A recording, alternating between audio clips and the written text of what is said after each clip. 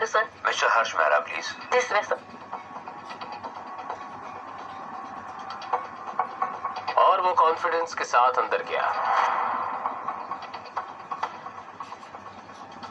Mister Harsh Mehra, good afternoon. Please sit.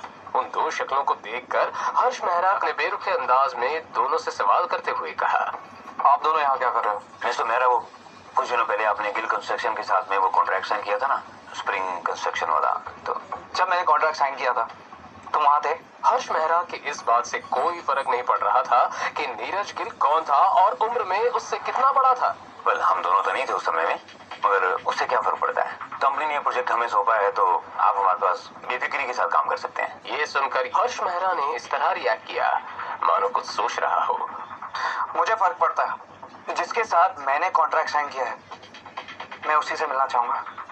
Neeraj ने लाचार होकर सवाल किया, मिस्टर मेहरा, आप मेरी मुश्किलें क्यों इतनी बढ़ाते जा रहे हैं? निकल जाओ यहाँ से। और अब मैं मीटिंग तभी करूंगा जब मैं शनाया खुद यहाँ चल कर आएगी। उसके पापा से कुछ नहीं होने वाला था, इसलिए शौर्य ने बीच में बात काटते हुए कहा, एक्चुअली मिस्टर नाया थोड़ा बिजी है, वो 1 महीने के लिए वेकेशन पे गई है। अब हर्ष कोई बहाना नहीं बना सकता था, लेकिन आगे हर्ष मेहरा ने जो कहा उसे सुनकर दोनों बाप बेटे शॉक्ड हो गए। तो फिर कोई बात नहीं, वो जब वापस लौटेंगी काम तभी शुरू होगा और मैं उनके लिए वेट कर सकता हूँ। क्या आप अपनी पर्सनल प्रॉब्लम के लिए काम को लेट करेंगे? ये मत भूलिए कि हमने कॉन्ट्रैक्ट साइन किया है और अगर आपके सुपीरियर ऑफिसर्स को ये पता चलेगा तो अच्छा नहीं होगा। शौर्य की इस बात में वार्निंग झलक रही थी। ये सुनकर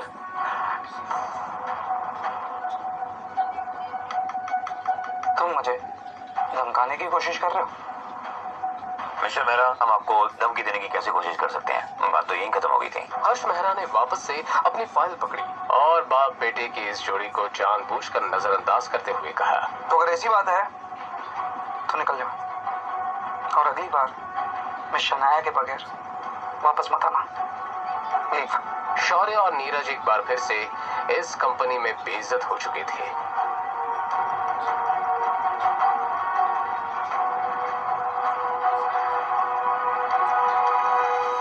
आहान को मिस्टर विक्रम की कॉल आई तो आहान ने कॉल आंसर करते हुए कहा, काम हो गया? जी काम हो गया, बाद में बात करते हैं। ये कहकर उसने कॉल काट दिया। इस वक्त आहान किचन में खाना बना रहा था कि तभी शनाया किचन के अंदर आई और उसने आहान से सवाल करते हुए कहा, आन किससे बात कर रहे थे? शनाया का सवाल सुनकर आहान नर्वस हो गया। उसने बहाना बनाते हुए कहा, ऑफिस से कॉल आया था, आपको भूख लगी होगी ना, खाना बन जाएगा, बस 5 मिनट ना। अपनी बात कहने के बाद वो जा ही रही थी कि शनाया को कुछ याद आया और उसने मोड़कर आहान से पूछा, वैसे आप विकी के अड्डे पर पहुंचे कैसे? आप वहाँ क्या कर रहे थे? शनाया ने आहान से सवाल करते हुए कहा। जैसे ही आहान ने अपनी वाइफ की ये बात सुनी वो दंग रह गया। आहान ने इस बारे में तो सोचा ही नहीं था। वो विकी के अड्डे के पास ही प्लाजा बार है ना,